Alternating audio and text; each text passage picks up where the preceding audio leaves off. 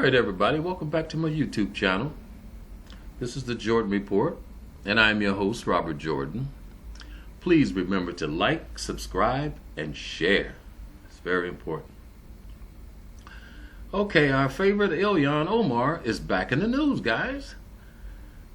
Now she's demanding that the UN High Commissioner take control of the U.S. borders. Now you hear me talk a lot about globalism on this channel, because that's really what all this is. And this is what she's asking for.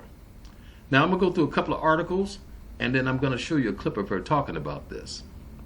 But first, I have to go back to another story to give you the full effect of what Ilyan is trying to say. This is from Breitbart News, okay? And on the same day that she's calling for the UN, the Mexican Border State Chamber of Commerce is asking for the UN. This is no coincidence. So I'm going to start with this article, then I'm going to go to the next article where Ilyan is talking, and then I'm going to show you the clip of her talking. The State Chamber of Commerce is calling for the United Nations to consider local peacekeeping operations due to the escalating cartel violence terrorizing the region. This is August 29th, Breitbart News, okay? And if you want to know what's going on, keep up track what's going on in Mexico, follow this website. The call for help comes from Julio Cesar Armas, the president of the Tamaulipas Federation of Chamber of Commerce. He wants the Blue Helmets to establish a presence in the most violent states after Mexico's federal government begin veering off track in providing security. The government is being beat by these people. That's why they're veering off track. They're actually being ran out of some of these areas. We all have a relative or a friend who is missing, has been murdered, or has become a victim of violence, Armanza said. Iraq is a paradise to what Tamaulipas can become if the Federation does not ask for help and retake control. These places are out of control. This is not far from our borders, people. All this is happening literally on the border. Okay? Because that's what the cartels are fighting over, is the routes into the country.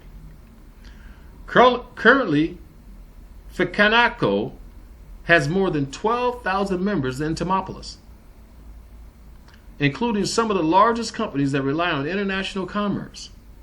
According to Almanza, business owners expressed that highways are unsafe to make anyone a target for any given moment. This is Mexico, people, right on the other side of the border.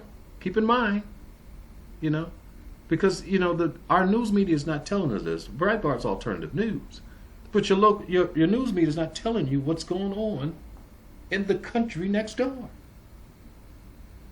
Statement by Almanza comes soon after the governor of Tamaulipas, God, it's hard to be pronounced, Francisco Cabeza de Vaca, called out Mexico's military and federal police for their inaction in fighting cartels in his state. The governor said this. Cabeza claimed that the fighting was done by his state police officers alone. He is now seeking a meeting with the President Obrador. Earlier this week, Breitbart published a video taken from a dashboard camera in a tractor-trailer that captured the moment when Gulf Cartel gunmen hold up multiple commercial drivers in Reynosa. Just truck drivers. It's not safe. These are gunmen on the street. They just put up a roadblock and rob the passengers that's going up and down the highways. This has been going on for a while here. But this is how lawless Mexico is. In recent weeks, the border city of Nuevo Laredo has become a war zone as gunmen from the Cartel del Norte faction of the Los Zetas use armored vehicles with mounted machine gun launchers, 50 caliber rifles, RPGs to fight authorities and spread terror. Yes, that's what's happening in Mexico. Los Zetas use armored vehicles with mounted machine guns, grenade launchers, 50 caliber rifles, and RPGs to fight authorities and spread terror. This is on the other side of the border, people. Okay? Now, believe it or not, this crosses over to what Ilyan is saying. Because they're all involved in keeping the borders open. Mexico, the UN, as well as the Democrats here in America. They're all involved in this. And so this is why she's saying, at the same time, the Mexican government, or the Mexican governors are saying, bring in the UN. Okay? Bring in the UN. In other words, they're trying to prevent Trump from closing the border. That's what they're trying to stop. Okay? Representative E.R. Omar is demanding that the United Nations take control of the U.S. border with Mexico in a mirror of how Europe was inundated with migrants following lobbying from the international bodies. You have to know what's going on in Europe. You have to know what's going on in Europe. We should do what any country does by dealing with this situation in a serious way, Omar said during the immigration forum in South Minneapolis. She's in Minneapolis talking about the southern border. I'm going to show you the clip of her saying all this stuff. So we have to bring in the United Nations High Commissioner on Refugees, an agency that has the expertise and the training to handle massive flows of refugees humanely. She's a globalist. Okay? She's a globalist. She's not a Muslim. She's posing as a Muslim, but she's a globalist.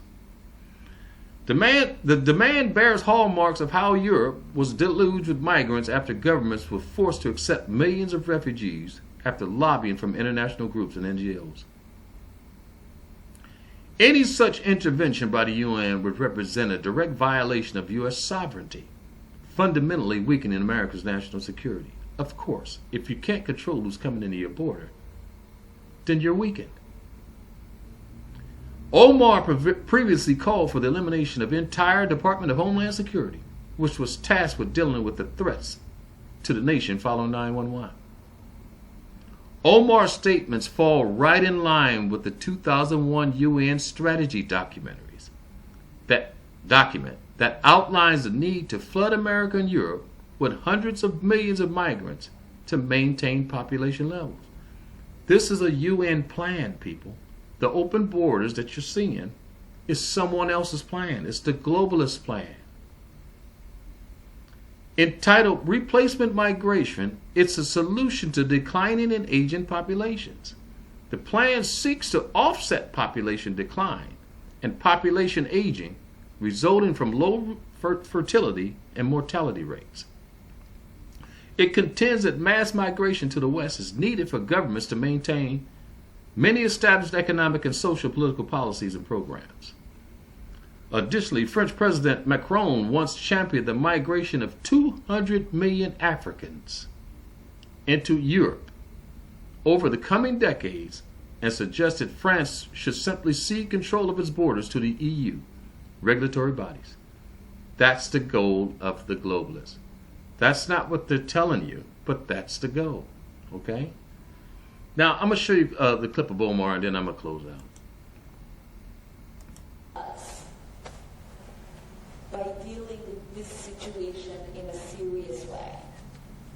So we have to bring in the United Nations High Commissioner on Refugees.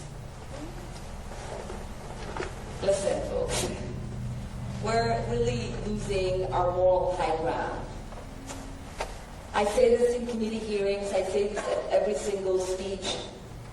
It doesn't make any sense for us to be committing these kind of human rights violations, to have these policies in the way that we interact with migrants and asylum seekers, if we want to continue to be the kind of country that condemns countries in Africa or Asia or Latin American countries for its treatment of refugees and asylum seekers. So we should do what any other country does by dealing with this situation in a serious way. So we have to bring in the United Nations High Commissioner on Refugees, an agency that has the expertise and the training to handle massive flows of refugees humanely. We began by asking about the claim that she is the... Okay. Now, that was the clip on Ilyan talking about the refugees. The problem comes here in Mexico. Mexico is getting ready to get a whole bunch of violence as Trump closes the border. The cartels are only going to be fighting for more and more territory. As they lose territory, they're smuggling routes. So the problem, it was either them or us. Okay? Either Trump left the border open and all this stuff came to us, or Mexico is forced to deal with their own problems. And that's where they're at right now.